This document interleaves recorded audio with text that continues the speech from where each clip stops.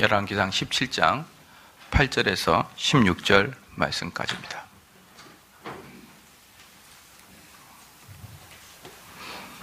한 절씩 교독하시겠습니다. 여호와의 말씀이 엘리야에게 임하여 가라사대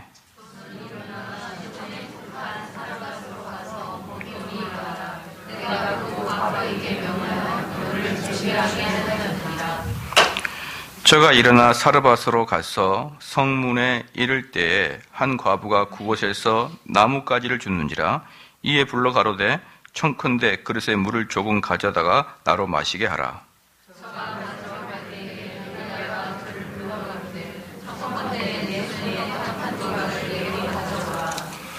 저가 가로되 당신의 하나님 여호와의 사심을 가리켜 맹세하노니 나는 떡이 없고 다만 통에 가루 한 움큼과 병에 기름 조금뿐이라.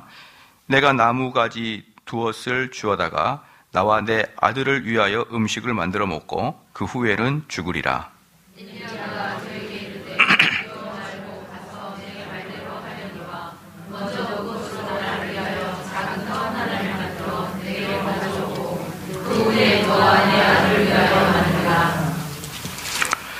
이스라엘 하나님 여호와의 말씀이나 여호와가 비를 지면에 내리는 날까지 그 통의 가루는 다하지 아니하고 그 병의 기름은 없어지지 아니하리라 하셨느니라.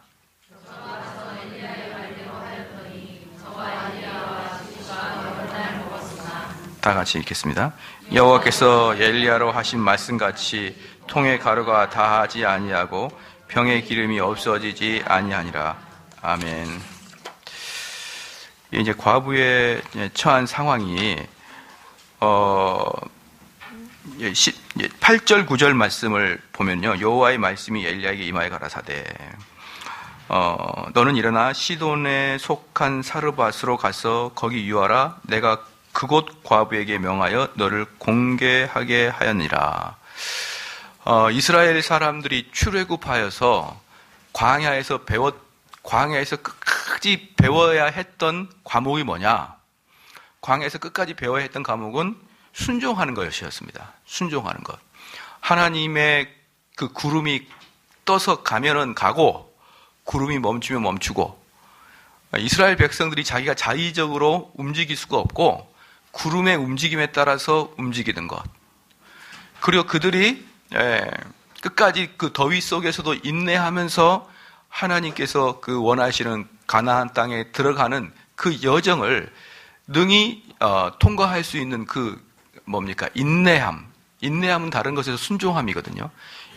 이것을 광야에서 이스라엘 사람들이 끝까지 배워야 될 숙제였어요. 제가 많은 사람들에게 말씀드리지만 신앙이라는 건 말이죠. 하나님 말씀을 이렇게 배우는 건 정말 좋은 일인데, 그래서 어쩔 수 없을 때는 인터넷으로라도 설교 말씀을 듣고 그것은 너무나 좋은 거예요. 그러나 한 가지 잘 모르시는 게 있는데, 신앙은 그게 신앙이 아니고 그 말씀이 나한테 들어와서 그 말씀대로 내가 살고 있느냐를 목사님 앞에서 검열받는 거예요. 검열. 그러니까 어떤 고난이나 어떤 그 억울한 일이나 슬픈 일이나 당황스러운 일이 있을 때 그들에게서 그동안에 배웠던 믿음의 형태가 드러나지 아니할 때 목사님이 가서 당신은 지금 믿음을 어기고 있다라고 이렇게 지적하고 권면하는 게 믿음이거든요. 그런데 많은 분들은 그걸 잘 깨우치지 못하는 것 같습니다. 그래서 심지어 이렇게 목회자가 여러분들의 삶에 개입을 하거나 말을 해주거나 그렇게 하면 속으로 당신이 뭔데 그럽니까? 라는 생각을 가질 수가 있어요. 그런데 실제로 목회는 가르치는 것을 여러분들에게서 나오는지 안 나오는지를 점검하는 것, 그래서 나오지 않을 때는 그것에 대해서 권면하는 것, 이게 목회의 본질입니다. 많은 경우에는 이 두 번째 것을 잘 인식을 못하고 그냥 잘 가르치는 것만을 이야기하는데, 그러지 않아요. 가르쳐 뭐하게 하라? 지키게 하라가 목회인 거예요. 가르쳐 지키게 하라. 그런데 지키게 하라 이 부분에 있어서는 사람들이 상당히 동의를 하지 아니하는 것 같습니다. 마찬가지로 이스라엘 사람들은 끝까지 그들에게서 나타난 게 뭐냐면 하나님 말씀이 자기 몸에서 드러나게 하는 것이 이스라엘 백성들이 끝내 보여줘야 될 과목이었었습니다. 그런데 그것을 40년 내내 광야를 움직일 때 결국 그 부분에서 실패를 하게 됨으로 말미암아서 20세 이상 어른들은 다 죽게 되게 되어 있었던 것이에요. 다 죽게 되게 돼요. 여기서도 지금 마찬가지로요. 이 엘리야는 가만히 보면은 정말 주의 종이에요. 왜냐하면 말씀대로 움직입니다. 그러니까 자기가 먼저 계획을 잡고 간 게 아니라 엘리야에게 그릿 시내가에 가서 있으라. 그러면 거기가 가 있고 그 다음에 일어나라. 그런 다음에 사르밧으로 가라. 이제 이렇게 이야기를 했는데요. 더욱더 재밌는 게 뭐냐 그러면 9절에 너는 일어나 시돈에 속한 사르밧으로 가서 거기 유하라. 내가 그곳 과부에게 명하여 너를 공개하게 하였느니라. 사르밧으로 가라 그럽니다. 근데 문제는 뭐냐면 사르밧으로 가긴 가는데 거기서 누구를 만나고 과부는 과부인데 무슨 과부가 한둘이겠냐고요. 그리고 누구네 집도 주소도 없죠. 사람 이름도 없죠. 그런데다가 여러 번 말씀드렸지만 그 당시에 과부는 뭐 할 수 없다 그랬어요? 경제활동을 못한단 말입니다. 경제활동 못하죠. 그리고 벌써 이때는 뭡니까? 가뭄이 6개월 이상 들었었죠. 지난번에 제가 처음에 보여줬었듯이 모든 악조건이 다 있었거든요. 그럼 이건 분명히 사르밧으로 갔을 때 그 과부에게 공궤를 받을 수가 없어요. 받을 수가 없고 세 가지입니다. 누군지 모르죠. 어디 사는지 모르죠. 만약에 알았다 그래도 그 여인에게 공궤를 받는다? 그 여인이 이 엘리야를 섬긴다? 이게 말이 되는 소리냐 이 말입니다. 그런데 엘리야는요 아무 소리 않고 순종합니다. 아무 소리도 않고 순종해요. 사랑하는 성도 여러분, 우리를 보통 주님의 종 이렇게 이야기하잖아요. 그럼 주님의 종이라고 이야기할 때는 어떤 개념이 있냐면 주님이 나를 시키신다는 개념이 있고 나는 그에 순종한다는 개념이 있어요. 믿으시죠? 그럼 순종하지 않으면 뭐가 되는 거예요? 그때 주님의 종이 안 되는 거예요. 주의 종 거리는데 주의 말씀에 순종하지 않을 때는 그때부터는 주의 종이 아닌 것이죠. 많은 사람들이 지난주에도 제가 설교했을 때 삭개오가 어땠습니까? 거듭나자마자 우리 주님을 나의 주님이여 이렇게 고백하잖아요. 나의 주님이 고백하는 것은 내가 주의 말씀에 이제 순종하겠습니다. 이렇게 이제 이야기를 하는 거거든요. 근데 많은 경우에는 그러지 않죠. 주여 주여 하지만 사실은 주님의 말씀에 순종한 게 아니라 내 인생의 가치형 가지고 살아가잖아요. 그러면서 주의 종이라고 하지 않습니까? 그렇기 때문에 주여 주여 하는 자마다 구원받을 수 없다는 것은 기정사실인 것입니다. 다 그렇게 하는 게 아니기 때문에요. 그 다음에 18장 21절 한번 읽어볼까요? 18장 21절 같이 한번 읽겠습니다. 시작. 엘리야가 모든 백성에게 가까이 나아가 이르되 너희가 어느 때까지 두 사이에서 머뭇머뭇하려느냐. 여호와가 만일 하나님이면 그를 쫓고 바알이 만일 하나님이면 그를 쫓을지어라 하니 백성이 한 말도 대답하지 아니한지라. 지금 여기서 지금 볼 수 있는 게 뭐냐면 엘리야의 엄청나게 단호하면서 확신에 찬 모투를 볼 수가 있어요. 엘리야는 엄청나게 확신에 차 있거든요. 설교자들이 하지 말아야 될 게 있는데 그게 뭐냐 그러면 나는 이런 생각을 갖고 있습니다.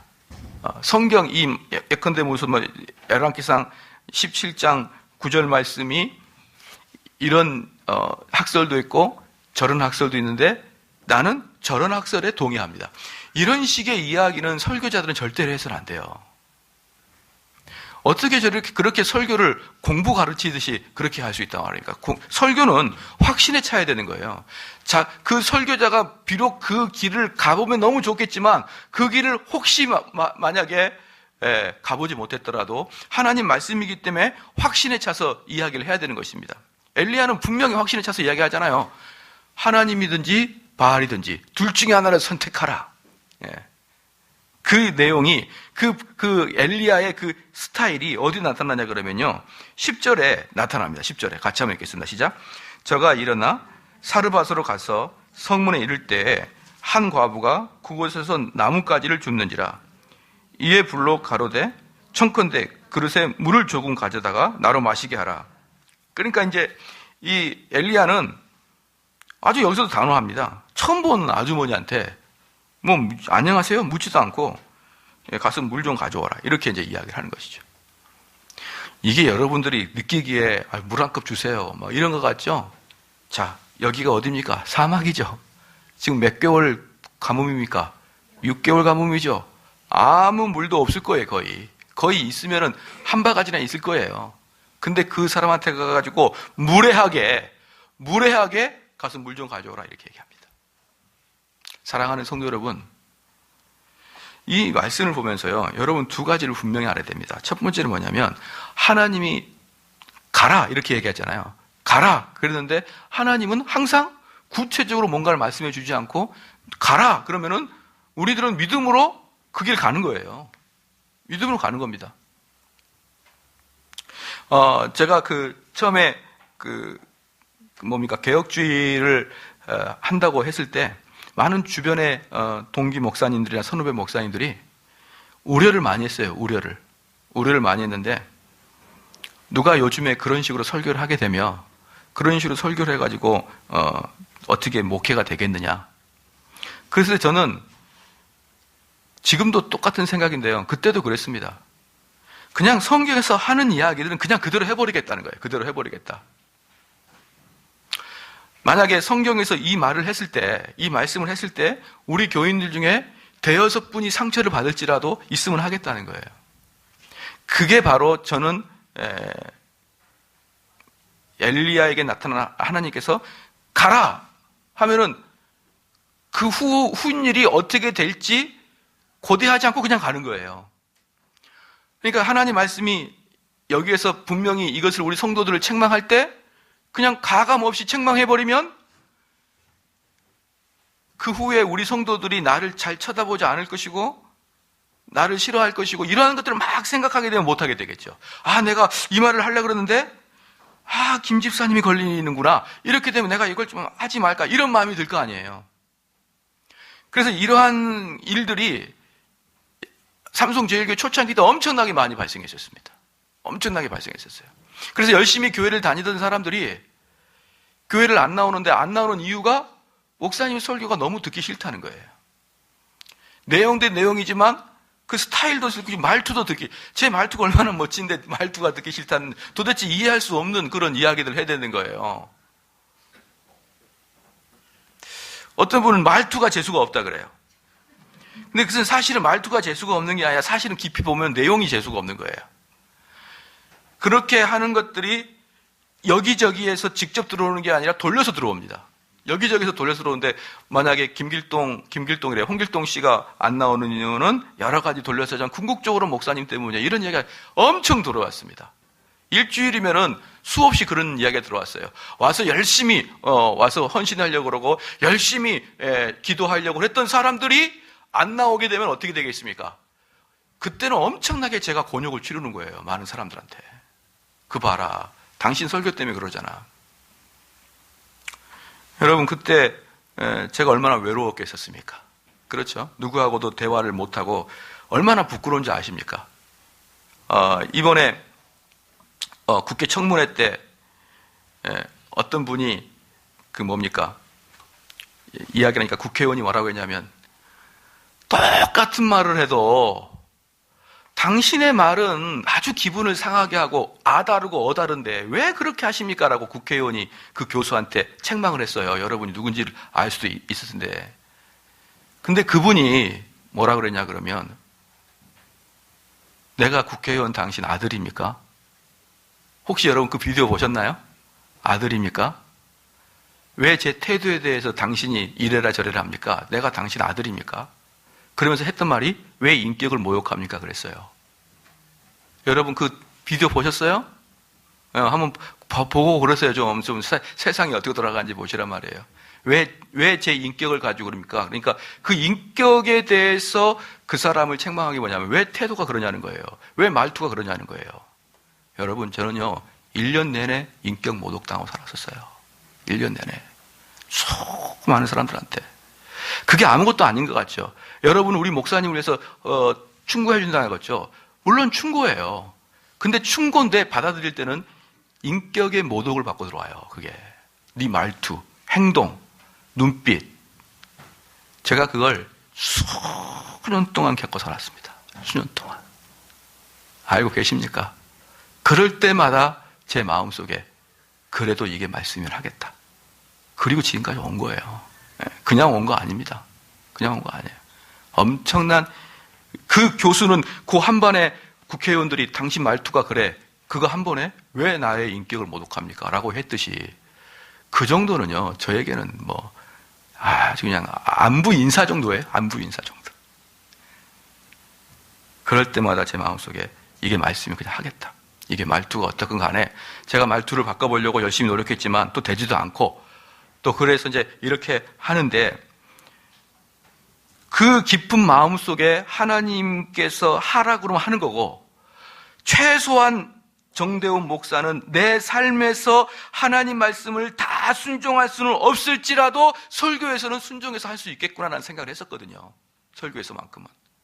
그래서 엘리야의 이 순종이 보통 어려운 게 아니라는 것을 간접적으로나마 체험을 하고 있는 것입니다.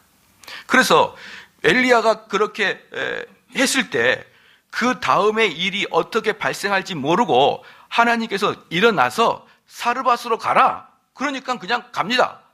갔는데 이름 모를 과부 여자가 땔감을 줍고 있는 거예요. 여기서 하나님의 놀라운 주권적인 섭리가 있는데요. 이 여인은 하나님께서 이 여인의 마음에 감동을 주셔서 지금 땔감을 주우러 가라고 하나님께서 이미 섭리의 손길로 이 사람에게 작동했겠죠. 마찬가지로 이 여인은 하나님께서 나를, 엘리야를 만나게 해주려고 그곳에 보냈구나, 이런 개념 전혀 없이 기쁘고 자원하는 마음으로 자기가 직접 가가지고 거기를 가서 나무를 줍는 거예요. 근데 그 뒤에 배경에 뭐가 있는 거예요? 하나님의 섭리가 있는 것입니다. 하나님의 섭리가. 그래서 하나님께서는 떨어지는 그 새들도 하나님께서 아시듯이 우리 모든 인류에게 우연이라는 없고 하나님께서 놀라운 섭리로 사람을 만나게 해주시고 사람의 마음을 감동을 주심으로 전혀 예상하지 못한 일들이 우리 눈에는 우연히 보이지만 하나님께서는 협력해서 선을 이루게 하시는 것입니다. 그래서 이제 이 과부에게 가가지고 이제 엘리야는 이 사람인가 아닌가를 체크를 해야 될 거 아닙니까? 아무나 과부나 붙들고 하는 거 아니잖아요. 이 당시는 과부가 많습니다. 왜? 전쟁이 많으니까. 전쟁이 많으니까 과부가 많아요. 그 많은 과부 중에 이 잔지 아닌지를 모르니까 아주 엄격한 심사를 하는 거예요. 나름대로. 엄격한 심사. 엄격한 심사 누가 했었습니까?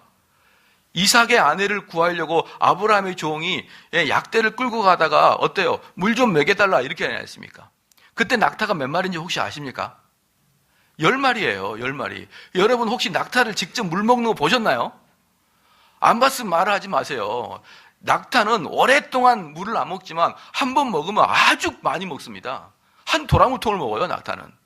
근데 그 10마리 먹이려면 그 여자 엄청나게 고생했었을 거예요. 10마리 다 먹이려고. 이 큰 뭐라고 합니까? 나뿐만 아니라 약대도 달라고. 그러니까 아무 소리 없이 그 리브가가 그걸 다 함으로 그 엘리야의 종은 이 여자다라고 점 찍었듯이 지금 여기서 엘리야는 그 여인에게 나름대로 아주 어렵고 무거운 시험을 딱 던진 겁니다. 물 좀 가져와라. 그러니까 재밌는 게 뭐냐면 11절에 저가 가지러 갈 때 놀라운 건 뭐냐면 뭐 이런 방구도 안 하고 그냥 가지러 가요. 엘리야가 이건 내가 너무 쉬웠나? 내가 너무 쉬운 걸 부탁했나? 그래서 엘리야가 저를 불러 가로되 다시 불렀습니다. 청컨대 네 손에 떡 한 조각을 내게 가져오라 이렇게 얘기한 거예요. 가져오라. 그러니까 12절 말씀에 저가 가로되 당신의 하나님 여호와의 사심을 가리켜 맹세하노니 나는 떡이 없고 다만 통에 가루 한 움큼과 병에 기름 조금뿐이라. 내가 나무가지 두엇을 주워다가 나와 내 아들을 위하여 음식을 만들어 먹고 그 후에는 죽으리라라는 것이에요. 그러니까 이 여인은 거짓말 하나 안 하는 것입니다. 현실 상태를 그대로 보고하는 거예요. 네, 이럽니다 라고 이야기하는 것입니다. 사랑하는 성도 여러분, 제가 여러분에게 하나님의 속성 하나를 가르쳐 드릴게요. 하나님께서는요, 여러분에게 어떠한 종류의 복이든지 그 복을 주시기 직전에는 여러분을 죽여놓습니다. 거의 숨이 막힐 정도로 죽여버릴 거예요. 이 여인에게 지금 엘리야의 이야기는 입장을 여러분 바꿔놓고 생각해 보십시오. 만약에 여러분들께서 주식을 하다가 철딱 망해가지고 탁 해가지고 교회 와가지고 기도하고 있는데 목사님이 1,000만 원만 거기 다 달라. 그 통장에 나머지 1,000만 원 다 달라. 그럼 어때요, 여러분? 기분이 솔직히 어떠냐고요? 목사님이 와가지고, 야, 여기 내가 캠핑 가야 되는데 1,000만 원이 없다. 그거 다 주라. 목사님, 나 이거 1,000만 원 이거 완전히 끄시고 이거 주고 내 죽으면 좋겠습니까? 제가 듣고 있다가, 그래도 주라. 예, 주라. 라고 하는 거랑 똑같아요. 하나님은 어떤 자를 복주시기 위해서 숨이 막힐 정도로까지 코너에 몰아버립니다. 하나님의 역사는 거의 대부분 그래요.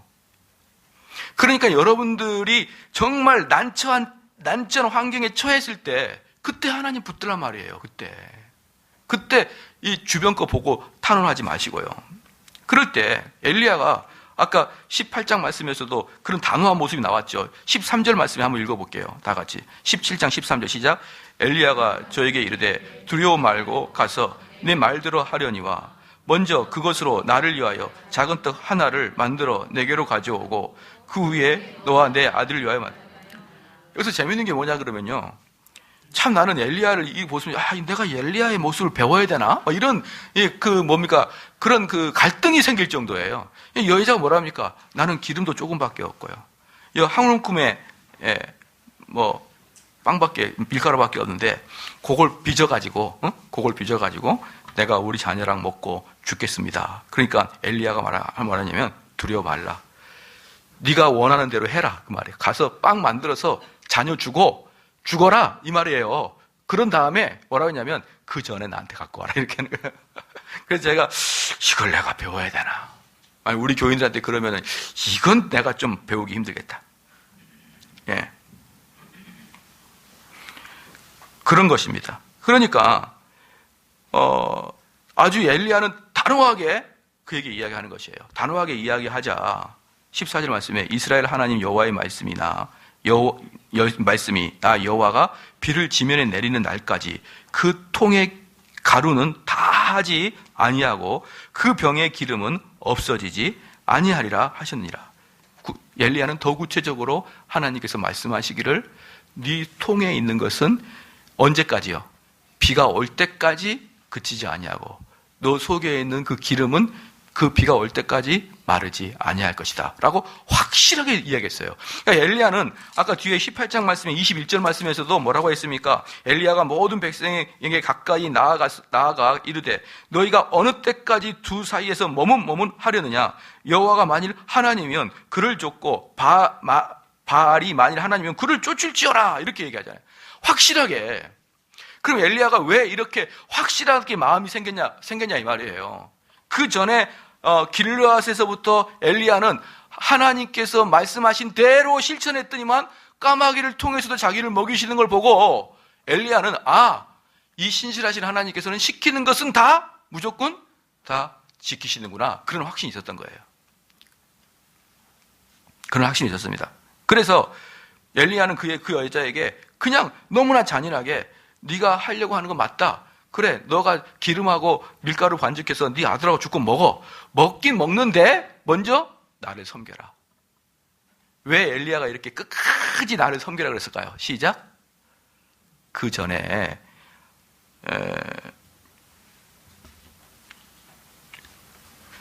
뭐라고 했습니까? 9절 말씀에 너는 일어나 시돈에 속한 사르밧으로 가서 거기 유하라. 내가 그곳 과부에게 명하여 너를 공개하게 하였다. 이 말씀 때문에 그러는 거예요. 이 말씀 때문에 이것을 지켜내기 위해서 현실적으로는 불가능한 일을 지금 엘리야는 하고 있는 것입니다.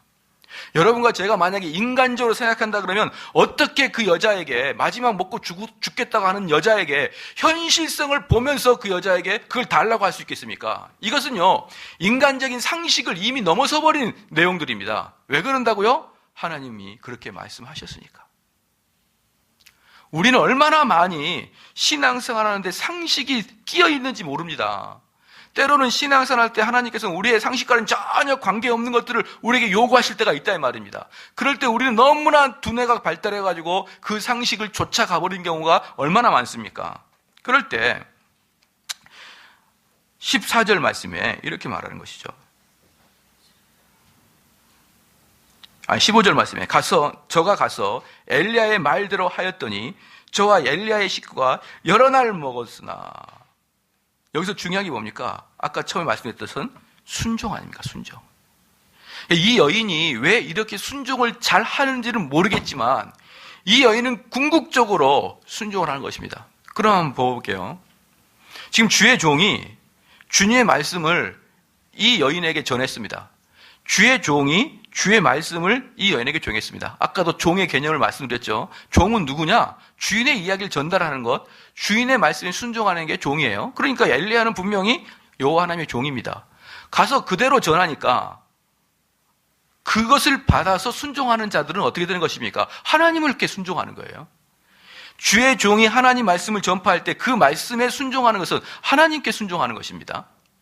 그랬더니 이 여자가 하나님 말씀에 순종했더니 저가 가서 엘리야의 말씀대로 하였더니, 그래서 그 한 움큼의 그 밀가루와 기름을 발라가지고 엘리야의 말처럼 엘리야에게 드렸더니, 사랑하는 성도 여러분, 그럼 이 여인은 손해 봐야 됩니까? 안 봐야 됩니까? 봐야 되죠. 봐야 되죠. 근데 그 여인은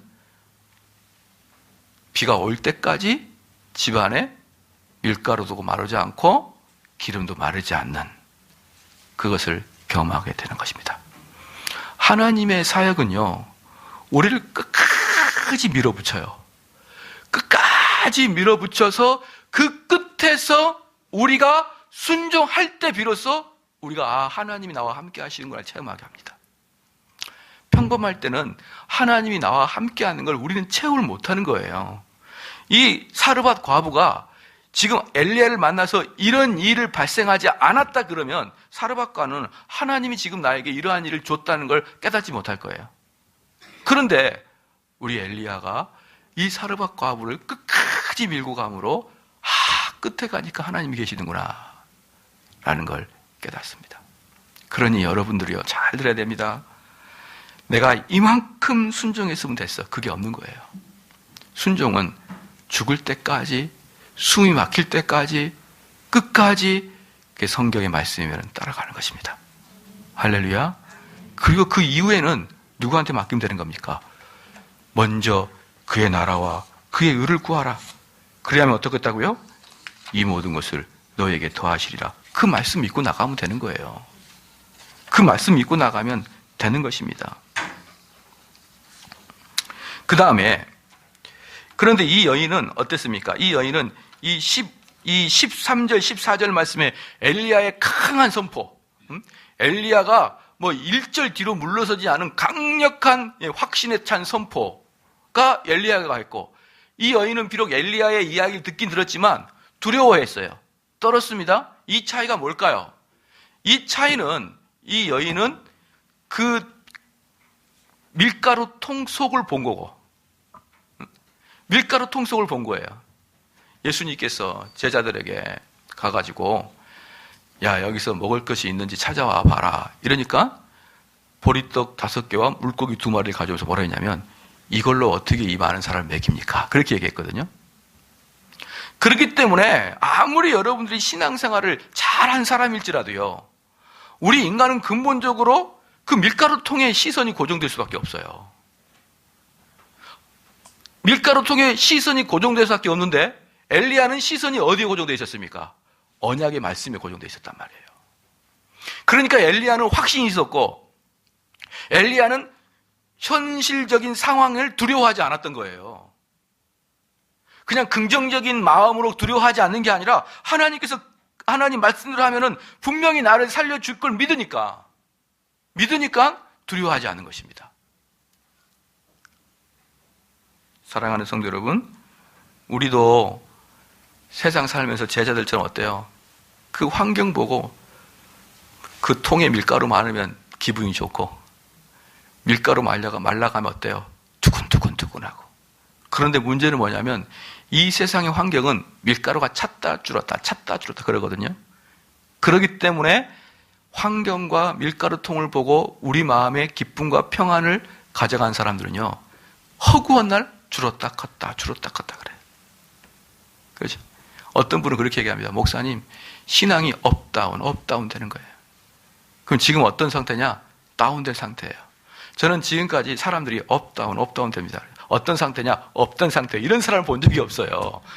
거의 업다운 되면 지금 어떤 상태냐? 다 다운되어 있다요. 그게 바로 환경 보고 하는 것입니다. 자녀가 좀 잘 되고요.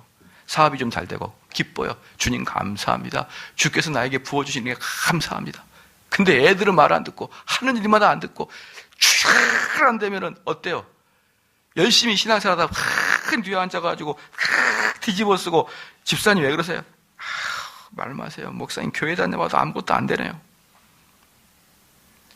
그런데 왜 그 말투 속에 저를 향한 약간 분노가 있는 것 같아요. 네, 목사님 말대로 다 했는데 왜 이렇게 인생이 안 풀립니까? 이런 느낌이 좀 있는 것 같아요. 그래서 저도 제발 우리 교회에 와가지고 우리 교회 오기 전에 사업이 되게 안 됐다가 와서 사업 되길 저는 원해요. 왜냐하면 그런 억울한 눈빛을 안 보이니까.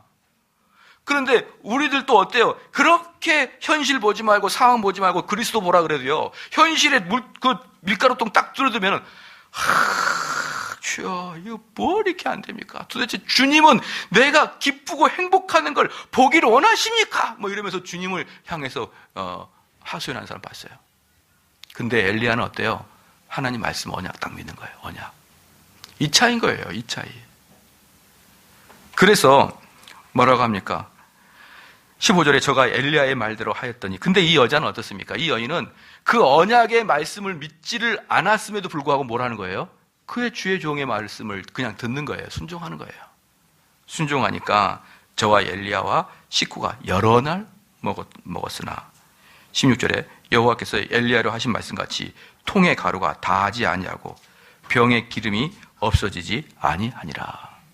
할렐루야. 이게 하나님의 역사하심 아닙니까? 하나님의 역사하심을 앞에서는 우리는 자꾸 어때요? 우리의 상식 가지고 덤벼들려고 합니다. 우리의 그 경험, 이것은 안 돼. 아니, 그럼 여러분들이 이것이 안 되면 안 되는 것은 안 되면은 하나님이 계시냐 이 말이에요. 저는 확신한 게 뭐냐 그러면요, 우리 성도들이 말씀의 은혜를 받으면 저는 모든 사람이 다 변한다고 저는 확신합니다. 모든 사람이. 은혜를 안 받아서 그렇지. 그래서 제가 많은 성도들한테 항상 하는 말이 뭐냐면, 그래도 데려와서 자리에 앉혀서 1년에 어느 날 하루만이라도 그 말씀이 귀에 쑥 들어가서, 야, 정대원 목사 말씀이 일리가 있네, 이렇게 딱 한 번만 동의를 해주면요, 그는 변합니다. 저는 그런 사람을 너무나 많이 봤어요. 이거 하나 하면 돼요. 정대원 목사님 다 좋다 그러지 말고, 이 말도 일리가 있구나, 이런 사건이 한 번만 딱 터지면요, 그 사람은 두고두고 믿음이 들어가게 돼 있어요. 제가 이런 경우를 너무 많이 봤기 때문에 만나는 선후배 목사님들한테마다 가서 했던 이야기가 뭐냐면, 성경 가르치십시오. 다른 거 하지 말고 성경 가르치십시오. 그러면 됩니다. 사랑하는 성도 여러분, 여러분들이 하나님 말씀 가지고 경험을 해봐야 됩니다. 그러면 하나 두 개씩 차츰차츰 확신 가지고 담대하게 살아갈 수가 있는 것이에요. 할렐루야. 그러지 않고 막 신앙을 했다가 끝판이 다가오는데 아이고 더 이상 못하겠다, 여기가 한계인가 보다, 아이고 나 손들어 버리겠다, 그러면요 모든 게 다 끝나버립니다. 모든 게.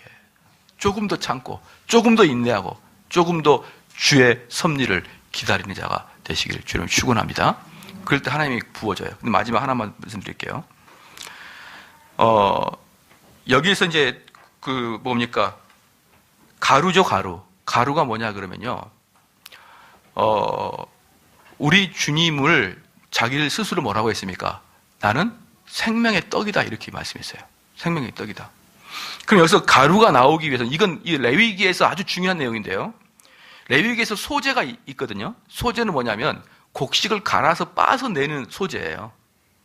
그러면 왜 그 곡식을 쌀째 들이지 않고 왜 빻냐? 왜 몇 돌에 빻아가지고 가루로 들이느냐?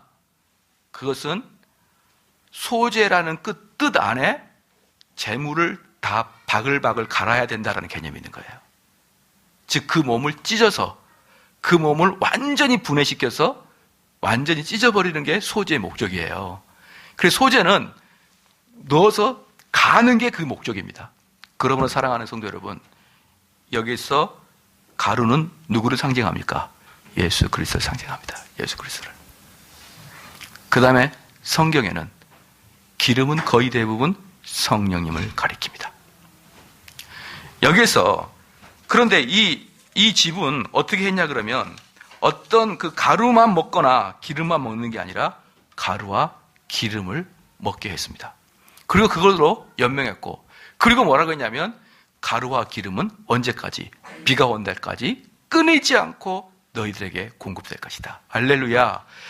예수 그리스도와 성령님은 함께 역사하시는데 예수 그리스도는 우리를 위하여 일하시고, 예수님은 우리를 위하여 일하시고, 성령님은 우리 안에서 일하시고, 또 예수님은 지극히 높은 곳에서 우리의 구원의 근거가 되어 주셨고, 지금 예수님은 하늘나라에 계셔요, 여러분.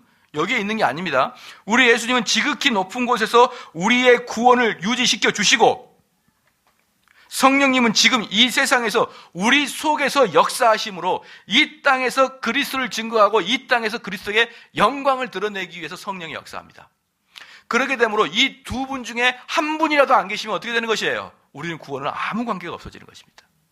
이미 그리스도께서 이루신 그 구원의 역사는 이미 완료됐고, 그것은 이미 천국에서 보증이 돼버렸고, 그것이 저와 여러분께 되기 위해서는 성령께서 지금 우리 내부에서 역사하셔야 하는데, 이 두 개가 섞여서 이 엘리야와 사르밧 과부와 그 가족이 먹어나가는 겁니다.